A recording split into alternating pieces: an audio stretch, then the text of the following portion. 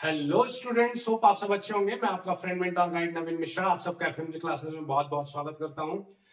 तो कंटिन्यू करते हुए हम class 11 chapter sequence and series के क्वेश्चन नंबर 16 को करते हैं फ्रॉम एक्सरसाइज 9.2।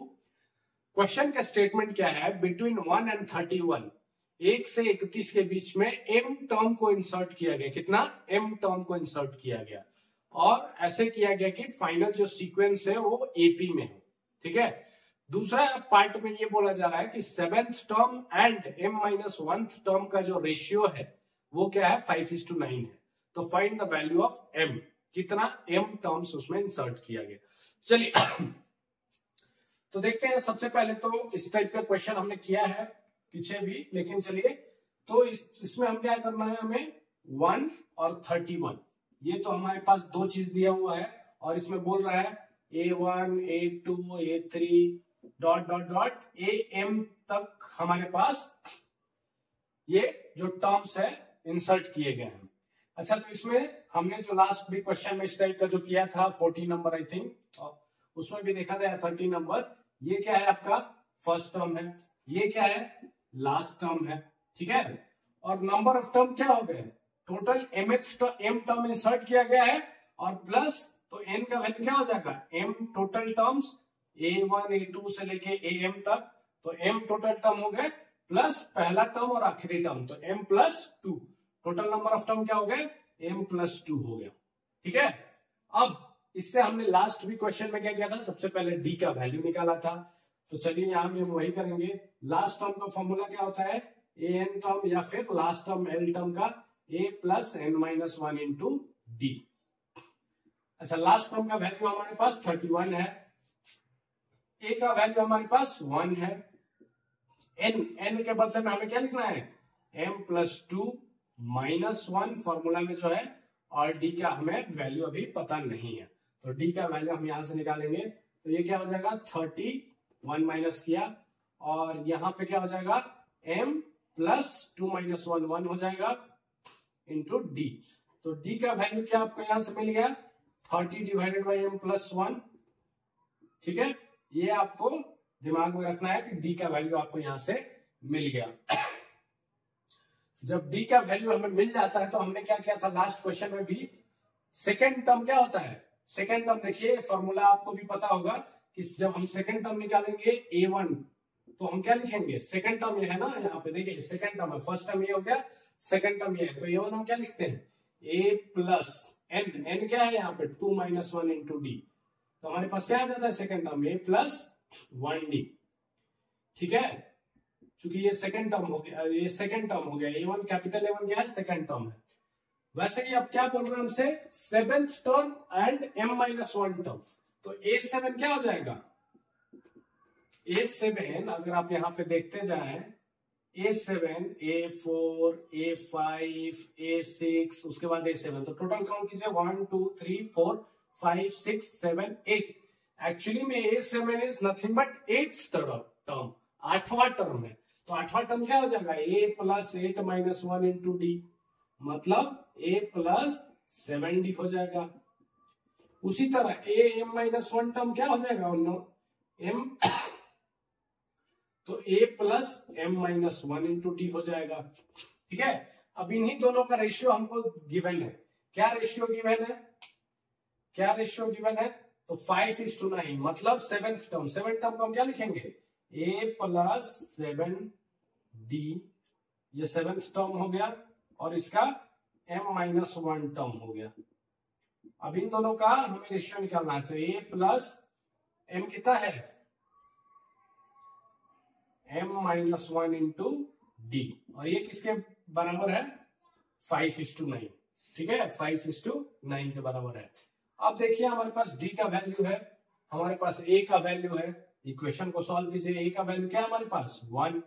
तो 1 + 7 इंटू d का value 30 divided by d m+1, 30 divided by m+1।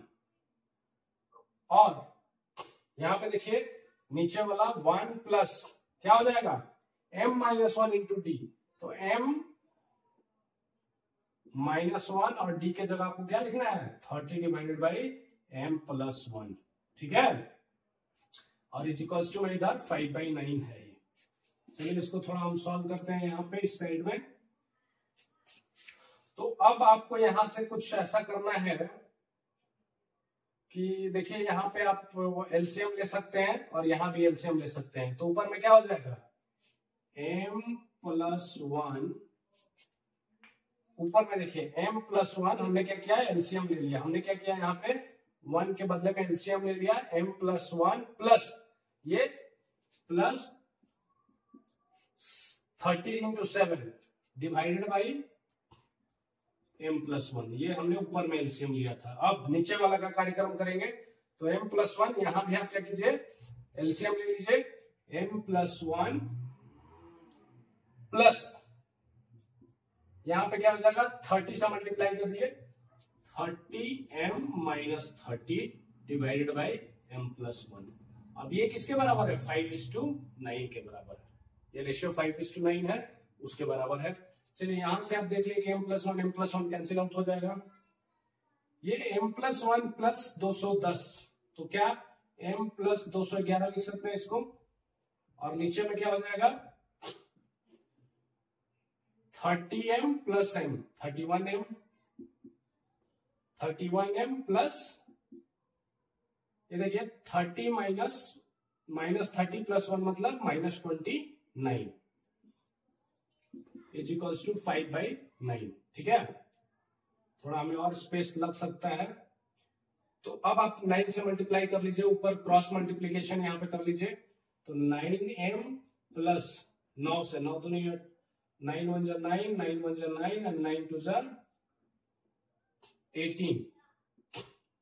और इधर 5 से कर लीजिए, तो 31 5 × 1 5 × 5 1 3 × 5 3 × 15 इतना m। ठीक है, और -5 से इसमें मल्टीप्लाई कर लीजिए, तो 5 9 = 45 and 5 2 = 10 and 4 14। देखिएगा कहीं भी कैलकुलेशन मिस्टेक ना हो, इसका आपको हमेशा ध्यान रखना होगा। तो चलिए अब हम क्या करते हैं, 155m में से 9m गया, तो क्या बचेगा, 155m यहां पे है और उसमें से 9m गया, तो कितना बचेगा, 146m। ठीक है, इस साइड हमने लाया इसे, और जब हम इसे इस साइड, जब हम इसको इधर करेंगे तो ऐड कर लीजिए, 9 5 14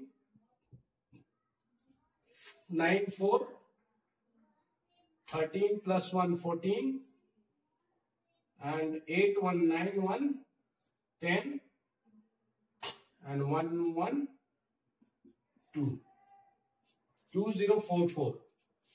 ठीक है, तो यहां से आपको क्या करना है, यहां से देखिए m का वैल्यू आपको निकालना होगा। तो हमारे पास अभी आ गया फिलहाल कितना, 146m इज इक्वल्स टू 2044। तो m इज इक्वल्स टू क्या हो जाएगा, 2044 डिवाइड बाई 146। अब डायरेक्ट तो हमें पता नहीं है, तो हम क्या करेंगे, 2 से पहले ले जाएं, 1022। अब किससे जाएगा, अब हमारे पास लग नहीं रहा है कि ये किसी से जा रहा है, तो हम डायरेक्ट इसको डिवाइड कर लेंगे। तो 73 1 जा 73 और क्या यहाँ पे बचा, 73 plus 7 and 30 7 and 20 and 7 20 27 and 29 and 2, so 292 कितने बार में जाएगा इसमें, 4 बार में आई थिंक। 73 4 जा, जस्ट अ मिनट, 73 into 4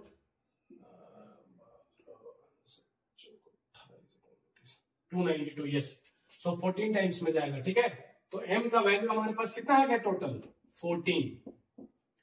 ठीक है, करेक्टली आपका m का वैल्यू 14 आ गया। थोड़ा सा आप लोग कैलकुलेशन है, कॉम्प्लिकेटेड कैलकुलेशन है, बहुत ही ध्यान से कीजिएगा। थोड़ा भी मिस्टेक हुआ तो आप आंसर तक करेक्टली नहीं पहुंच पाएंगे। इसमें हमने क्या किया, हमने पहला टर्म लास्ट टर्म देख लिया, m टर्म इंसर्ट किया गया था, तो टोटल हमारे पास जो टर्म की वैल्यू आ गई m+2 आ गई। वहां से हमने d का वैल्यू निकाला। फिर हमसे जो बोला गया है a7 एंड am-1 टर्म, उन दोनों का रेशियो निकाला। उन दोनों के रेशियो में हमने d और a का वैल्यू रखा और सिर्फ सिंप्लीफाई किया। थोड़ा सा कॉम्प्लिकेटेड है सिंप्लीफिकेशन, इसलिए थोड़ा ध्यान से करना होगा। और फाइनली हमारे पास m का जो वैल्यू आ गया वो क्या आया, 14 है। होप आप सबको समझ में आया होगा। Thank you so much.